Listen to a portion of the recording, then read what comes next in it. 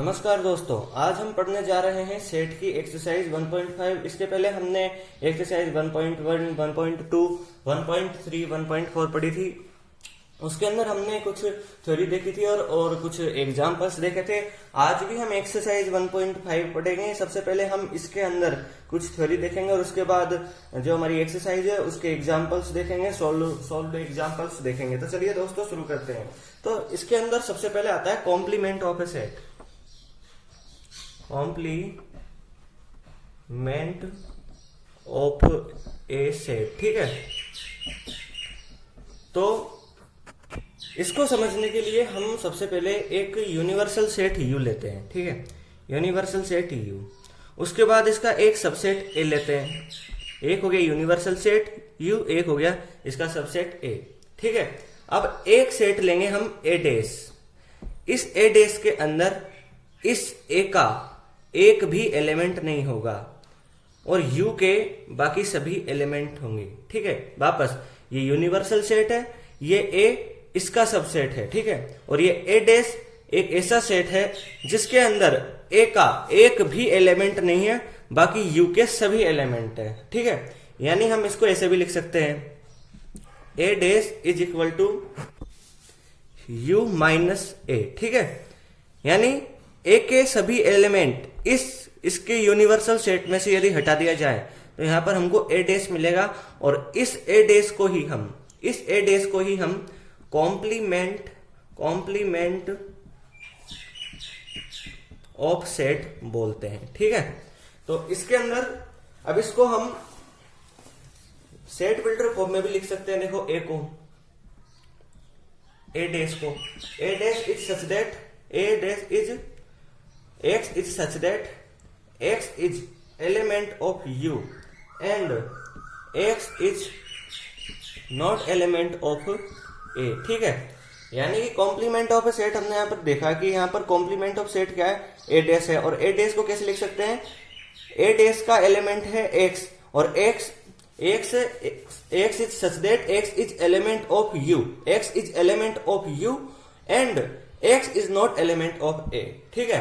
यानी ए डैश एक वो सेट है जिसके अंदर ए के कोई भी एलिमेंट नहीं है, लेकिन यूनिवर्सल सेट का सभी एलिमेंट है इसके अंदर, ठीक है। तो अब इससे रिलेटेड हम कुछ एग्जांपल्स देखते हैं, ठीक है। एग्जांपल्स से पहले यदि हम इसको नोट कर लें तो भी अच्छा रहेगा। इस शॉर्ट में कॉम्प्लीमेंट ऑफ सेट को बता रहा है, ए डैश जो कॉम्प्लीमेंट ऑफ सेट है उसके बारे में है, ठीक है। अब हम इसके एग्जाम्पल देखते हैं। पहले एग्जाम्पल है एग्जाम्पल 1 है। यहाँ पर एक यूनिवर्सल सेट है ये, जिसके अंदर है एलिमेंट 1 2 3 4 5 6 7 8 9 10 और एक है यहाँ पर इसका सबसेट 1 3 5 7 9। अब यहां पर हमको ए डैश देखना है, तो ए डैश क्या होता है, यू माइनस ए। यानी यू के अंदर से ए के सभी एलिमेंट हटा दो। यानी इसके एलिमेंट देखो 1 3 5 7 9, 1 3 5 7 9। यानी ये जिन पे टिक लग रहा है उन सभी एलिमेंट्स को यहाँ पे हटा दिया जाए तो यहाँ पर हमको कॉम्प्लीमेंट सेट ऑफ ए मिल जाएगा। तो यहाँ पर 2 4 6 8 एंड 10, ठीक है। 2 4 6 8 एंड 10 ये हमको कॉम्प्लीमेंट ऑफ ए मिल गया, ठीक है। इसी तरह हम एक एग्जांपल लेते हैं, एग्जांपल 2, जिसके अंदर u इज इक्वल टू 1 2 3 4 5 6, ठीक है। यहां पर एक है a 2 3, एक है यहां पर b 3 4 एंड 5। यहां पर हमसे पूछा क्या है, यहां पर पूछा है a dash b dash a dash intersection b dash and A union B, ठीक है। ये हमसे पूछा है, ठीक है। ये बातें हमसे पूछी गई है। अब यहाँ पे देखो सॉल्यूशन में देखो, तो ए डैश क्या होगा, ए डैश होगा you minus A. A dash क्या होता है, कॉम्प्लीमेंट ऑफ ए, यानी कॉम्प्लीमेंट ऑफ ए क्या होता है, यूनिवर्सल सेट के अंदर से इस ए के सभी एलिमेंट हटा दिए जाएं तो हमको ए डैश मिलेगा। ए डैश ए का कॉम्प्लीमेंट होगा, ठीक है। तो ए के एलिमेंट है 2 और 3, 2 और 3, इनको हटा दो यहां से, तो 1 4 5 6, तो ये हमको कॉम्प्लीमेंट ए मिल गया। इसी तरह बी डैश देखो, बी डैश देखो यू माइनस बी,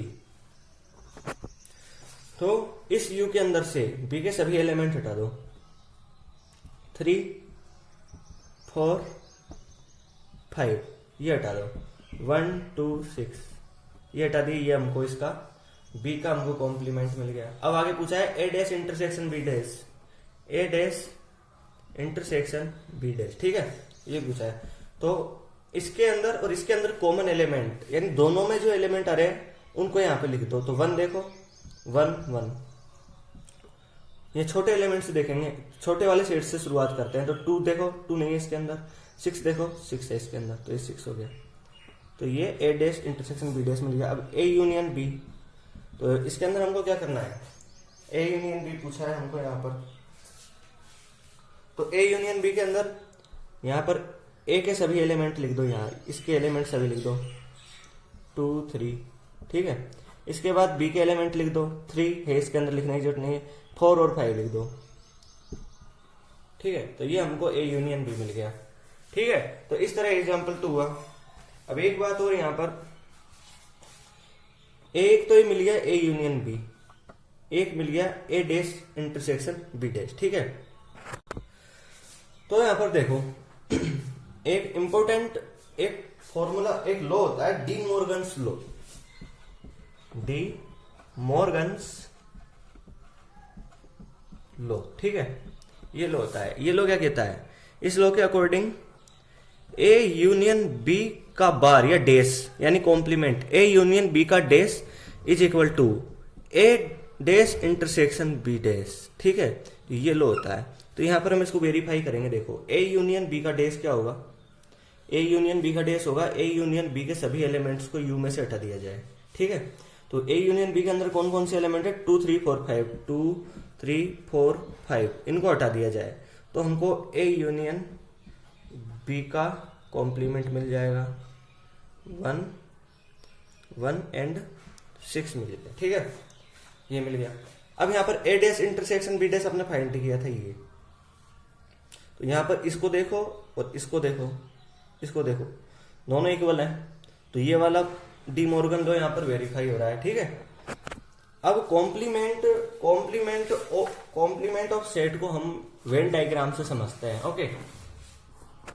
तो वेन डायग्राम कैसे बनता है आप जानते हो, यूनिवर्सल सेट को डिनोट करने के लिए यहाँ पर रेक्टेंगल लिया जाता है, ये रेक्टेंगल हो गया, ये यूनिवर्सल सेट को डिनोट करता है। अंदर लिख लो चाहो तुम। अब इसके अंदर इसके सबसेट ए को डिनोट करने के लिए सर्कल बनाते हैं, ये हो गया यहाँ पर सर्कल, ये किसको डिनोट करता है, ए को।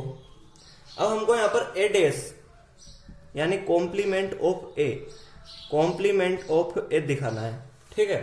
तो ये ए के बाहर का जो ये एरिया है, ये कॉम्प्लीमेंट ऑफ ए, यानी इसके एलिमेंट इसके अंदर नहीं है, u माइनस ए के अंदर, बोले इसको ऐसे भी कर सकते हैं इन लाइन से अलग एरिया दिखाने के लिए, यानी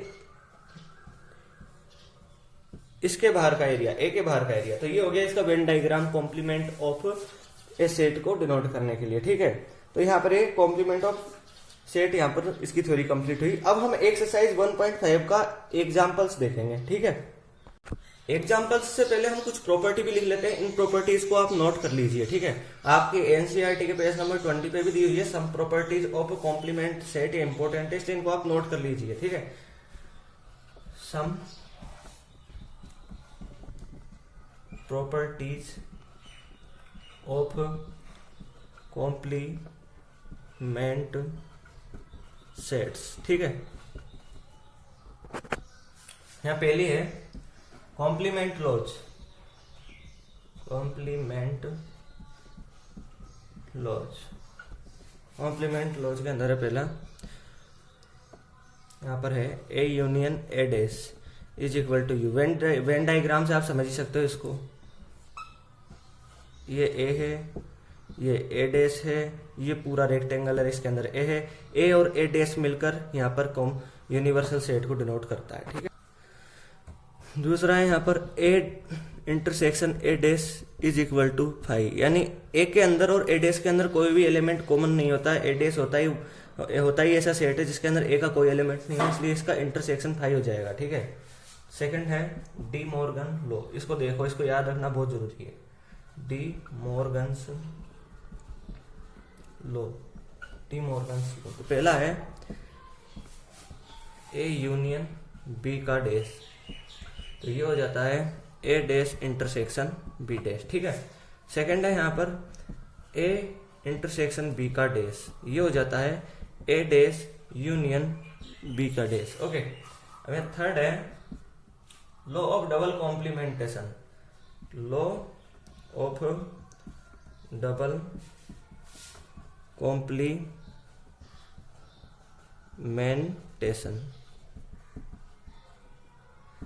यहाँ पर देखो ए डैश का जो हम कॉम्प्लीमेंट लेते हैं तो ये ए हो जाता है। देखो ए का कॉम्प्लीमेंट तो है ए डैश का कॉम्प्लीमेंट है, क्योंकि ए डैश का कोई भी एलिमेंट ए के अंदर नहीं है, ठीक है। अब देखो fourth laws of empty set and universal set, laws of empty set and universal set. तो यहाँ पर देखो 5 डैश का मतलब है यू, यानी कोई भी एलिमेंट नहीं और उसका कॉम्प्लीमेंट, ठीक है। 5 क्या है, 5 का कॉम्प्लीमेंट क्या है, यू, क्योंकि यू के अंदर 5 का कोई एलिमेंट नहीं, क्योंकि 5 के अंदर कोई एलिमेंट है ही नहीं, ठीक है। और यू डैश का कॉम्प्लीमेंट है 5। देखो जब 5 का कॉम्प्लीमेंट यू है तो यू का कॉम्प्लीमेंट 5 हो जाता है, ठीक है। तो ये हो गया। तो अब हम आगे देखते हैं एग्जाम्पल एक्सरसाइज 1.5 के। पहला एग्जाम्पल देखते हैं यहाँ पर। पहला तो यहाँ पर देखो यूनिवर्सल सेट क्या दिया है।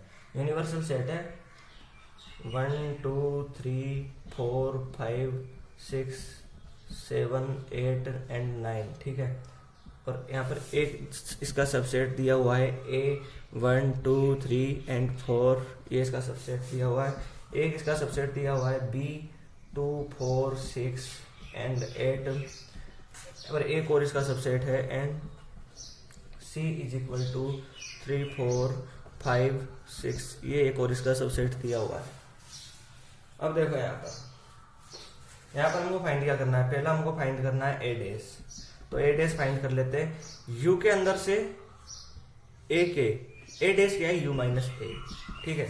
तो ए के एलिमेंट्स, यू के अंदर से ए के एलिमेंट्स हटा देने हैं। ए का कौन कौन सा एलिमेंट यू के अंदर है, 1 2 3 4, 1 2 3 4, तो ये हटा दो इसके अंदर से, फिर बच जाएगा 5 6 7 8 एंड 9। तो ये डैश मिल गया। अब बी डैश देखो, बी डैश देखो, बी डैश में बी के सभी एलिमेंट 2 4 6 8, 2 4 6 8 इसके अंदर से हटा देने, 2 4 6 8 ये हटा दिए, तो u माइनस बी मिल गया हमको 1 3 5 7 9, 1 3 5 7 9, ठीक है, ये मिल गया। अब यहाँ पर देखो ए यूनियन सी डैश, ठीक है। देखो इसको यदि हम चाहें तो ए यूनियन सी निकालें। पहले तो ए यूनियन सी निकालो, ठीक है, ए यूनियन सी निकालो, पहले इसको हटा दो, ए यूनियन सी निकालो। ए के एलिमेंट लिख दो 1 2 3 4, फिर सी के एलिमेंट लिख दो, जो 3 और 4 है पहले से, इसलिए इनको लिखने की जरूरत नहीं है, 5 6 लिख दो, ये मिल गया। और इसके एलिमेंट्स को इस यूनियन के अंदर से हटा दो। तो ए यूनियन सी के कौन कौन से एलिमेंट यू के अंदर है, 1 2 3 4 6, 1 2 3 4 6, बचे कौन कौन से, तो ए यूनियन सी का डैश यहाँ पर हो जाएगा U minus A union C. तो इसके एलिमेंट हटा दो, तो एक बच गया 5, एक बच गया 7, एक बच गया 8 और एक बच गया 9, तो ये हो गया। इसी तरह आप यहाँ पर ए यूनियन बी, एक मिनट, यहाँ पर आप दूसरा ट्रिक क्या हो सकता है, देखो ये ए यूनियन सी का डैश है, ठीक है, ए यूनियन सी का डैश हमको मिला हुआ है, तो हमको क्या करना है, डी मॉर्गन लॉ लगा देना है। डी मॉर्गन लॉ के अकॉर्डिंग हमने लिखा था, उसके अंदर पढ़ा था, तो इसके अकॉर्डिंग ये होता है ए डैश इंटरसेक्शन सी डैश। तो ए डैश क्या होगा यहाँ पर, ए डैश ये हो गया 5 6 8 9, सी डैश हमने फाइंड नहीं किया, अब फाइंड कर लेते हैं, यहाँ पर इधर लिख लेते हैं सी डैश, सी डैश हम लिख लेते हैं 3 4 5 6, 3 4 5 6, तो यू में से 3 4 5 6 हटा दो, तो जो बचेगा वो सी हो जाएगा। तो 1 2 3 4 5 6 हटा दो, 7 लिख दो, 8 लिख दो, 9 लिख दो, 3 4 5 6 हटा दिया और ये बच गया, सी डैश मिल गया, ठीक है। तो ए डैश ये रहा, सी डैश ये रहा, इनके अंदर कॉमन एलिमेंट कौन कौन से हैं, ठीक है। तो यहाँ देखो 5 5 नहीं है, 6 नहीं है, 7 8 9 तीनों कॉमन एलिमेंट है इनके अंदर, तो इनको लिख दो। यहाँ अब ए यूनियन सी डैश और ए यूनियन सी डैश को देखो, लेकिन यहाँ पर ये 5, अच्छा ये वाला 5 हमने एक एक्स्ट्रा लिख दिया था, तो इसको हटा दो। तो यहाँ पर देखो ए यूनियन सी डैश और ये वाला जो मिला है हमको, ये दोनों इक्वल है, ठीक है। A union C dash, A dash intersection C dash, तो इस तरह होता है। तो यहाँ पर डी मॉर्गन लॉ से भी हम कर सकते हैं। इसी तरह आप जो फोर्थ है ए यूनियन बी डैश आप फाइंड कर सकते हो। अब हमने देखा है ए डैश, इसके अंदर फिफ्थ है ए डैश ये, तो हमने अभी प्रॉपर्टी पढ़ी थी इसके अंदर कॉम्प्लीमेंट सेट की, तो ए डैश यानी ए डैश का कॉम्प्लीमेंट हमको ए मिल जाता है, तो ये ए मिल जाएगा, और ये ए के एलिमेंट्स वैसे के वैसे लिख देंगे 1 2 3 4, इन एलिमेंट्स को ऐसे कैसे हम लिख देंगे, ठीक है। अब यहाँ पर जैसे बी माइनस सी डैश है, B minus C dash find करने के लिए कहा है, तो बी में से सी के एलिमेंट हटा दो, यहाँ लिख लेते हैं बी में से सी के एलिमेंट हटा दो आप, ये बी है, इसके अंदर सी के एलिमेंट हटा दो। तो सी के एलिमेंट कौन कौन से हैं, तो सी के एलिमेंट देखो 3 इसके अंदर है, नहीं है, 4 इसके अंदर है, 5 इसके अंदर नहीं है, 6 इसके अंदर है, तो 4 और 6 को हटा दो, तो हमको बी माइनस सी यहाँ पर मिल जाएगा 2 8, ठीक है। बी माइनस सी को हटा देंगे तो 2 8 मिल जाएगा। अब बी माइनस सी का हमको क्या निकालना है, कॉम्प्लीमेंट निकालना है।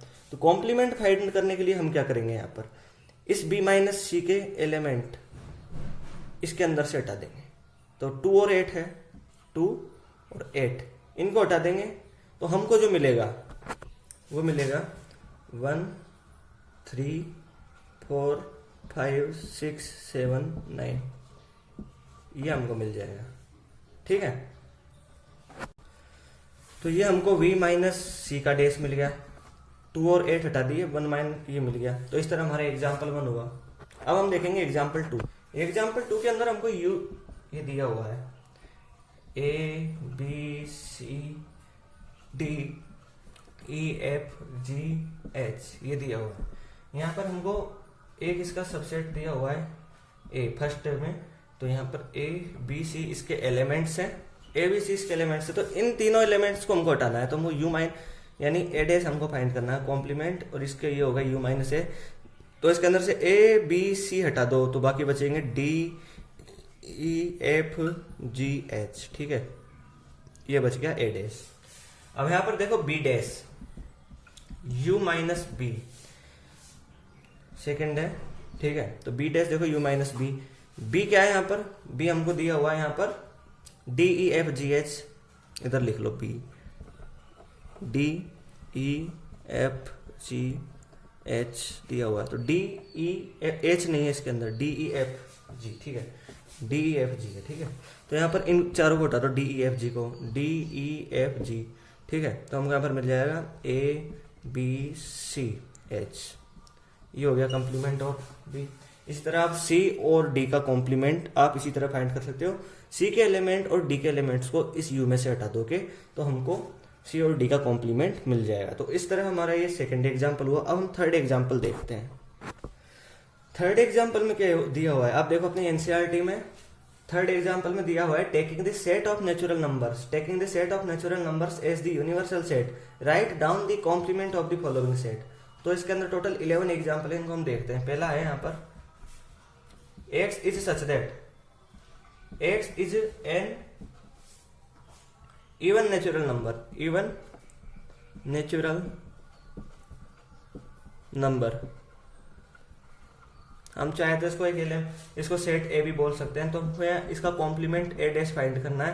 तो इसका देखो इसके अंदर यू क्या दिया हुआ है, ये तो हो गया इसका ए, यू क्या दिया हुआ है, यानी यूनिवर्सल सेट हमको क्या दिया हुआ है यहाँ पर, यूनिवर्सल सेट हमको दिया हुआ है यहाँ पर taking the set of natural numbers as the universal set. ठीक है, तो यूनिवर्सल सेट यहाँ पर दिया हुआ है हमको एन।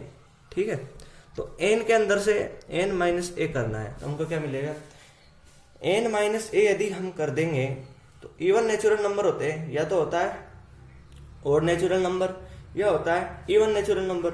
यदि इवन नेचुरल नंबर को हटा देंगे नेचुरल नंबर्स में से तो हमको क्या बच जाएगा, यहाँ पर बच जाएगा और नेचुरल नंबर। तो x is such that x is an odd natural number. ठीक है, और नेचुरल नंबर, तो ये हो गया, इसको लिख दिया हमने।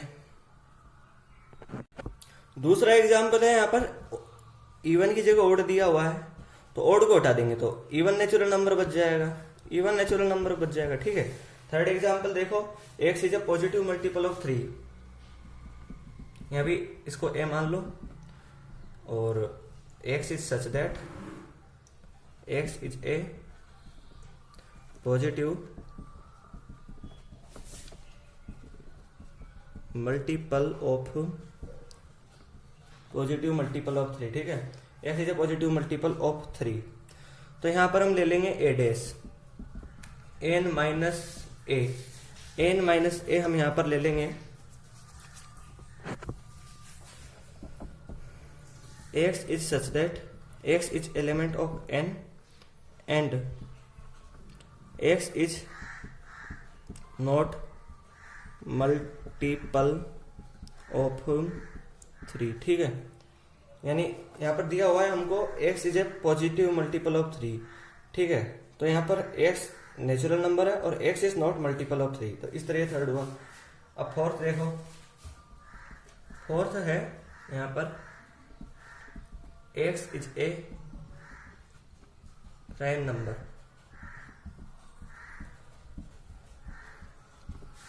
ठीक है, तो यहाँ पर ये इसको a वापस a ले लो, यहाँ पर a डैश हमको फाइंड करना है u माइनस ए।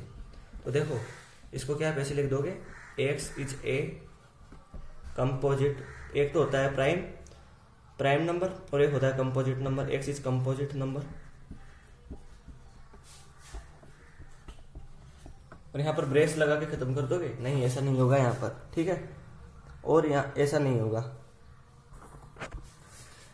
यहाँ पर आप जब कंपोजिट नंबर लोगे तो आप एक नंबर को छोड़ दोगे। ठीक है, हमने पढ़ा था कि जो 1 होता है, मैंने आपको टाइप्स ऑफ नंबर्स के जो लेक्चर था उसके अंदर बताया था कि जो 1 होता है ये ना तो प्राइम नंबर होता है ना ही कंपोजिट नंबर होता है। ठीक है, तो हमको यहाँ पर हमको और भी लगाना पड़ेगा, और x इज इक्वल टू 1। यहाँ पर एंड नहीं लगाएंगे और लगाएंगे। ठीक है, और लगाएंगे यहाँ पर, या तो वो कंपोजिट नंबर है या x इज इक्वल टू 1 है। यदि प्राइम नहीं है तो a डैश के अंदर यदि प्राइम है और a डैश के अंदर इसके अंदर हो जाएगा, या तो वो x कंपोजिट नंबर है या x इज इक्वल टू 1 हो जाएगा। ठीक है, और यहाँ भी ये कंप्लीट नहीं होगा, यहाँ आपको लिखना पड़ेगा पॉजिटिव, क्योंकि कंपोजिट नंबर तो नेगेटिव भी होते हैं। जब अगर पॉजिटिव नहीं लिखोगे आप, ये 2 मिस्टेक अगर कर दिया आपने तो फिर गलत हो जाएगा। यहाँ पर आपको पॉजिटिव भी लिखना पड़ेगा क्योंकि हमारा जो यूनिवर्सल सेट है वो हमने नेचुरल नंबर लिया है। ठीक है, अब देखो यहाँ पर फिफ्थ एग्जाम्पल देखो, फिफ्थ है यहाँ पर x is such that x is a natural number divisible by 3 and 5। ठीक है, तो अब यहाँ क्या कर दोगे आप, यहाँ पर देखो x इज ए, यहाँ पर ये तो a मान लो, इसको a डैश लिख दो। अब आप ऐसे कर दो, देखो x is a natural number note, जैसे आपने 3 के मल्टीपल में किया था, नोट डिविजिबल बाई 3 and 5, ऐसे कर दो आप। ऐसे कर दो तो इसके अंदर कितने नंबर मिलेंगे, इसके अंदर 0 नंबर मिलेंगे। ठीक है, तो ये बिल्कुल गलत हो जाएगा 3 एंड 5 से करना। देखो कोई भी आपने यहाँ पर नेचुरल नंबर लिया है जो 3 एंड 5 दोनों से डिविजिबल है। ठीक है, ऐसे नेचुरल नंबर कौन कौन से हैं, एक है 15 है, एक यहाँ पर हो गया 30 हो गया। ये ऐसे मतलब आगे बढ़ते जाएंगे तो ऐसे आपको बहुत सारे नेचुरल नंबर मिल जाएंगे जो 3 और 5 दोनों से डिविजिबल है। ठीक है, तो आप ऐसे कर दोगे तो ये गलत हो जाएगा। आप यहाँ पर आपको लिखना चाहिए था, क्योंकि एक चीज़ है natural number not divisible by 3 and 5। ठीक है, एक चीज़ है natural number not divisible by 3 and 5। तो ऐसे नेचुरल नंबर देखो जो 3 और 5 दोनों से डिविजिबल नहीं है, 1 नहीं है, 2 नहीं है, 3 है। ठीक है, 3 है यहाँ पर, जैसे 3 हो गया, 3 है तो 3 और दोनों से डिविजिबल नहीं है। ठीक है, और 4 हो गया, एक सेकेंड, 3 एंड 5, 3 है 4 है, आप देखोगे 3 ये इसको 3 से तो डिविजिबल है लेकिन दोनों से डिविजिबल नहीं है। इसके अंदर 5 भी आ जाएगा, अभी इसके इन दोनों से डिविजिबल नहीं है। यहाँ पर देखो 3 एंड 5 यानी दोनों से डिविजिबल नहीं है, 3 से भी डिविजिबल ना हो, 5 से भी डिविजिबल ना हो। यहाँ पर 3 और 5 भी नहीं आएगा, सॉरी, क्योंकि ये 3 से डिविजिबल है, ये 5 से डिविजिबल है। इसके बाद देखो आप, जैसे यहाँ 6 हो गया, 6 नहीं आएगा, 7 आएगा, फिर यहाँ पर 8 आएगा, फिर 9 नहीं आना, ऐसे हो जाएगा। तो ये यहाँ पर ये एंड लगा दोगे तो यहाँ पर मिस्टेक हो जाएगी आपको। इसमें कौन कौन से सेट है, इसके अंदर कौन कौन से नंबर है, आप इन पर फोकस करो। इनके अंदर वो नंबर है जो 3 और 5 से दोनों से डिविजिबल है। तो 3 से, अब आप देखोगे 3 है तो 3 से डिविजिबल है, 5 से डिविजिबल नहीं है। 5 है, 5 से डिविजिबल है, 3 से डिविजिबल नहीं है। तो इसके अंदर कौन कौन से एलिमेंट आते हैं, 15 आ जाता है, 30 आ जाता है, 45 आ जाता है, ये एलिमेंट आ जाते हैं। तो इन एलिमेंट्स को नेचुरल नंबर्स के सेट में से हटाना है, तब हमको ए डैश कॉम्प्लीमेंट ऑफ ए मिल जाएगा। तो इन नंबर्स को हटाने के लिए, केवल इन नंबर्स को हटाने के लिए, न कि 3 5 को हटाना है, इन नंबर्स को हटाने के लिए हमको यहाँ पर और लिखना पड़ेगा, और लिखेंगे यहाँ पर। तो यहाँ पर आप और लिखना, ये मिस्टेक मत कर देना कि एंड लिख दो। ठीक है, अब हम देखेंगे नेक्स्ट एग्जाम्पल 5 देखते हैं। ठीक है, तो 5 के अंदर है यहाँ पर 5 नहीं, 5 के आगे का 6 के अंदर है x is such that x is a perfect square.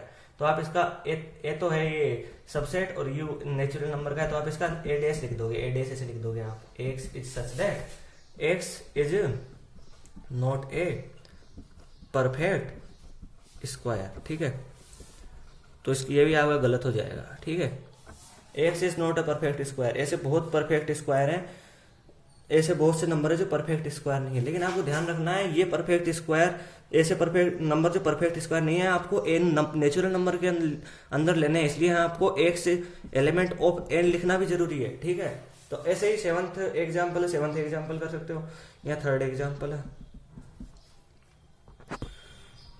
यहाँ पर 8 एग्जाम्पल है, ए है यहाँ पर, जैसे x is such that x plus 5 is equal to 8। ठीक है, तो यहाँ पर ए डैश हो जाएगा, x इज सच दैट, और यहाँ x इज नेचुरल नंबर है, लिखना जरूरी है, and x is not equal to 3। ठीक है, यहाँ पर इस तरह हो जाएगा, x is not equal to 3।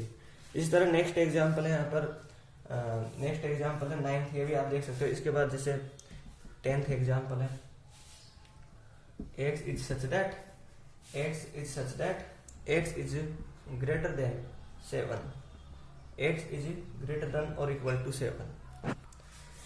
यहाँ पर वो इसको a दे देते हैं।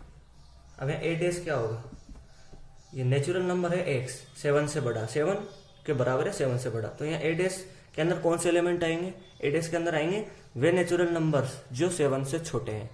ठीक है, x is such that x is element of n and x is less than 6। ठीक है, ये x एलिमेंट ऑफ n लगाना जरूरी है। इसी तरह आप 11th एग्जाम्पल देख सकते हैं। अब हम देखेंगे यहाँ पर 4th एग्जाम्पल, एग्जाम्पल नंबर 4 देखते हैं। यहाँ पर एग्जाम्पल नंबर 4 के अंदर हमें यहाँ पर देखो ये सेट दिए हुए हैं, यहाँ पर यूनिवर्सल सेट दे दिया, यूनिवर्सल सेट दे दिया, और यहाँ 1 2 3 4 5 6 7 8 9। यूनिवर्सल सेट का नॉर्मल मीनिंग अगर देखे किसी सेट के सबसेट के रेस्पेक्ट में नहीं देखे तो वो सेट होता है जिसके अंदर सभी एलिमेंट आते हैं। लेकिन जैसे नेचुरल नंबर का यूनिवर्सल सेट है तो वो रियल नंबर्स का सेट हो जाता है, ठीक है।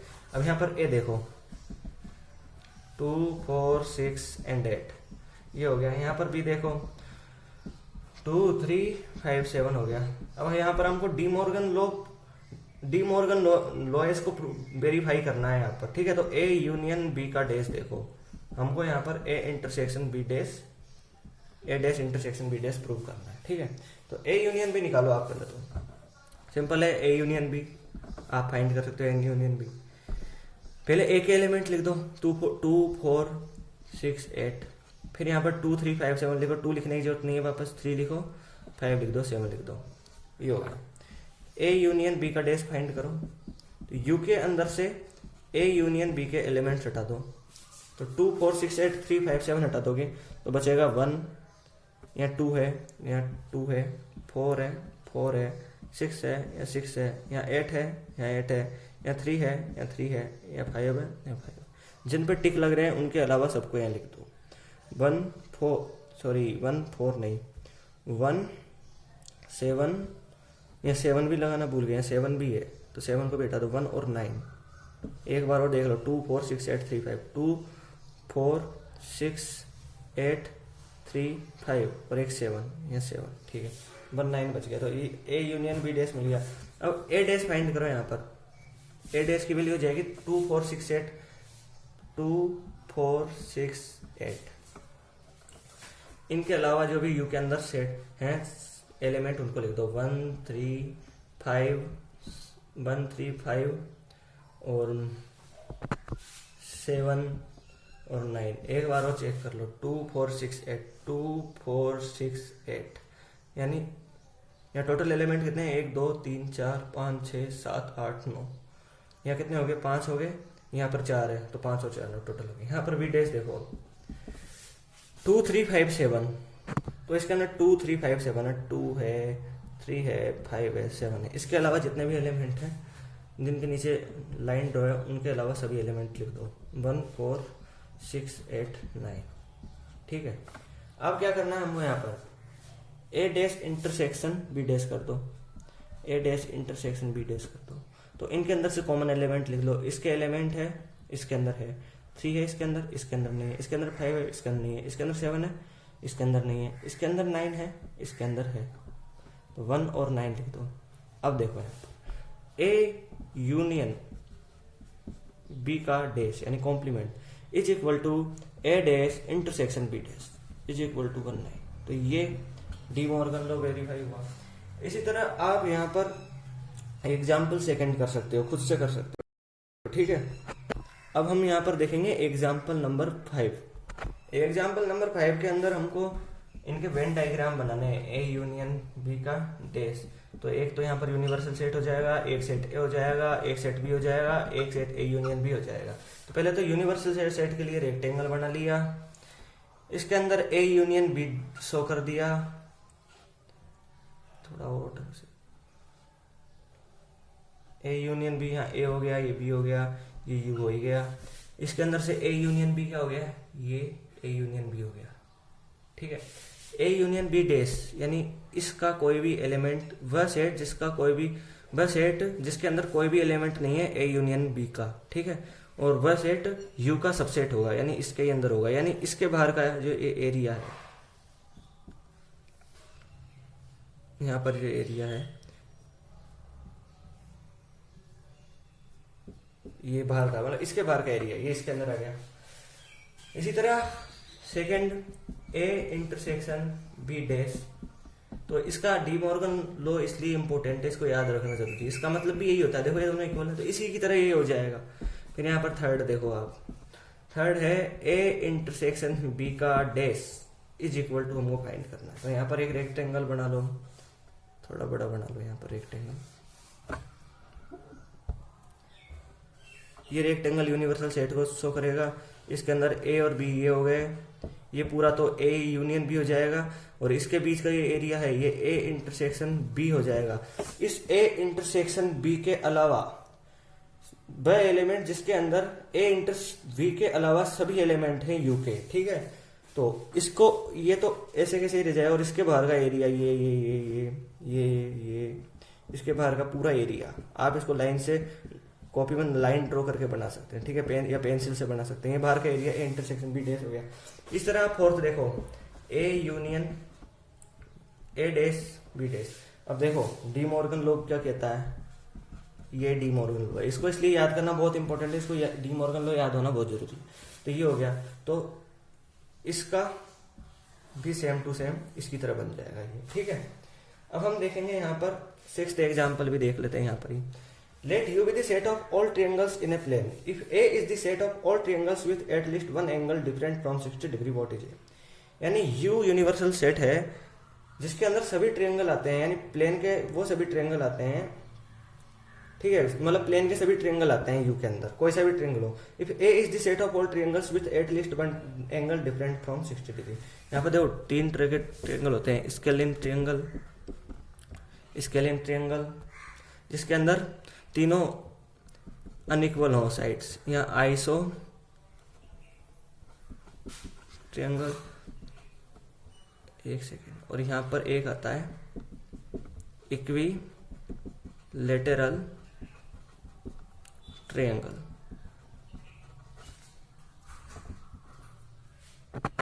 तो यहाँ पर तीन तरह के ट्रायंगल हुए, इसके अंदर तीनों एंगल अनइक्वल होते हैं, इसके अंदर दो एंगल इक्वल होते हैं, इसके अंदर तीनों एंगल इक्वल होते हैं। जब तीनों एंगल इक्वल होंगे तो इसका एवरी एंगल 60 डिग्री होगा, ठीक है। अब यहाँ पर क्या लिखा है, if A is the set of all triangles with at least one angle different from 60 degree, ठीक है। तो ए क्या है, एक ऐसा सेट है जिसके अंदर सभी कम से कम एक एंगल 60 डिग्री से अलग हो गया, मतलब 60 डिग्री से नहीं है एक एंगल। तो यहाँ पर इसके अलावा ये सभी ट्रायंगल हो जाएंगे। अब यहाँ पर है ए डैश, इसका कॉम्प्लीमेंट, यानी वो सेट जिसके अंदर कोई भी एंगल 60 डिग्री से अलग नहीं है, यानी तीनों एंगल 60 डिग्री के बराबर है, तो वो हो जाएगा इक्विलेटरल ट्रायंगल, इक्विलेटरल ट्रायंगल, ठीक है। इसी तरह आप देख सकते हैं सेवंथ एग्जाम्पल को देखो आप, सेवंथ एग्जाम्पल है ए यूनियन ए डैश। देखो ए यूनियन ए डैश का मतलब क्या होता है, यू होता है। जैसे वेन डायग्राम से आप देखो, ये ए है, इसके बाहर का सारा एरिया ए डैश है, तो इसको और इसको ऐड कर देंगे तो हमको ये रेक्टेंगल यू मिल जाएगा, ठीक है। सेकंड है यहाँ पर phi dash intersection A. Phi dash का मतलब क्या होता है, आपने प्रॉपर्टी देखी थी, some properties of complement sets, आप देख सकते हो पेज नंबर 20 पे, कॉम्प्लीमेंट सेट्स की प्रॉपर्टी। इसके अंदर आप फोर्थ पॉइंट देखो, laws of empty set and universal set. तो आप देखोगे 5 डेज की वैल्यू आएगी आपको यू, तो यू इंटरसेक्शन ए, यू और ए के अंदर, तो यू के अंदर तो देखो ए भी आ रहा है, जब पूरा का पूरा ए यू के अंदर आ रहा है तो यू और ए में इंटरसेक्शन करेंगे तो ए मिल जाएगा, ठीक है। यहाँ पर थर्ड देखो, वैसे थर्ड है यहाँ पर ए इंटरसेक्शन ए डैश। देखो ए है और एक ए डैश है, ये है ए, ये है ए डैश। इनके अंदर एक भी एलिमेंट कॉमन नहीं है। जब एक भी एलिमेंट कॉमन नहीं है, यानी ए है, इसका कॉम्प्लीमेंट है, दोनों के अंदर कोई एलिमेंट कॉमन नहीं है, तो यहाँ पर 5 मिल जाएगा। नेक्स्ट है यू डैश इंटरसेक्शन ए। देखो यू डैश, वही प्रॉपर्टी में यू डैश की वैल्यू क्या होती है 5, इंटरसेक्शन ए, कोई एलिमेंट नहीं ए, जब कोई एलिमेंट है ही नहीं तो इसके अंदर इंटरसेक्शन क्या आएगा 5 ही आ जाएगा, ठीक है। तो इस तरह हमारी एक्सरसाइज 1.5 कंप्लीट होती है। यदि आपको हमारा वीडियो अच्छा लगा हो तो इसको लाइक कीजिए, शेयर कीजिए और हमारे चैनल को सब्सक्राइब जरूर कीजिए। धन्यवाद दोस्तों। नेक्स्ट वीडियो में हम देखेंगे एक्सरसाइज 1.6, ठीक है। धन्यवाद दोस्तों।